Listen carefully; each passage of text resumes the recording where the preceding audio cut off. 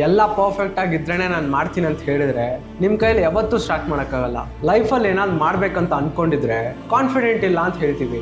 Confidence ಅನ್ನೋದು ಆ್ಯಕ್ಷನಿಂದ ಬರುತ್ತೆ. ಕುತ್ಕೊಂಡು ವೆಯ್ಟ್ ಮಾಡಿದ್ರೆ ಏನೂ ಬರಲ್ಲ. ನಮ್ಮ ಲೈಫಲ್ಲಿ ಪರ್ಫೆಕ್ಟ್ ಮೂಮೆಂಟ್ ಅನ್ನೋದು ಬರಲ್ಲ. ಅದನ್ನು ನಾವೇ ಕ್ರಿಯೇಟ್ ಮಾಡ್ಕೊಬೇಕು. ನೀವು ಮಾಡಬೇಕಂತ ಅಂದ್ಕೊಂಡಿರೋ ಕೆಲಸನ ಸ್ಟಾರ್ಟ್ ಮಾಡಿ, ಆಟೋಮೆಟಿಕ್ಕಾಗಿ ಕಾನ್ಫಿಡೆನ್ಸ್ ಬರುತ್ತೆ. ಕಾನ್ಫಿಡೆನ್ಸ್ ಅಂದರೆ ನನಗೆಲ್ಲ ಗೊತ್ತು, ನನಗೆಲ್ಲ ಬರುತ್ತೆ, ಇದು ಕಾನ್ಫಿಡೆನ್ಸ್ ಅಲ್ಲ.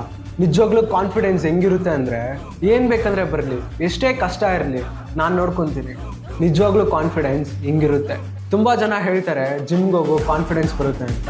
ನಂಗೆ ಗೊತ್ತಿರೋ ಪ್ರಕಾರ ಆ್ಯಕ್ಚುಲಿ ಜಿಮ್ಗೆ ಹೋಗ್ತಿರೋದ್ರಿಂದ ನಂಗೆ ಕಾನ್ಫಿಡೆನ್ಸ್ ಬಿಲ್ಡ್ ಆಗ್ತಿಲ್ಲ. ಪ್ರತಿದಿನ ಆ ವಿಷಯ ನಾನು ಮಾಡ್ತಿದ್ದೀನಿ, ಅದಕ್ಕೆ ಕಾನ್ಫಿಡೆನ್ಸ್ ಇರೋದು. ಏನೋ ಒಂದು ಮಾಡಿ, ಚಿಕ್ಕ ಹ್ಯಾಬಿಟ್ ಆಗಿರ್ಬೋದು, ಒಂದು ಚಿಕ್ಕ ಕೆಲಸ ಆಗಿರ್ಬೋದು, ಈ ಚಿಕ್ಕ ವಿಷಯ ಮಾಡೋದ್ರಿಂದ ನಿಮ್ಗೆ ಕಾನ್ಫಿಡೆನ್ಸ್ ಬಿಲ್ಡ್ ಆಗುತ್ತೆ. ನಿಮಗೆ ಒಂದು ಲೈವ್ ಎಕ್ಸಾಂಪಲ್ ತೋರಿಸ್ತೀನಿ. ಅದು ನಾನೇ.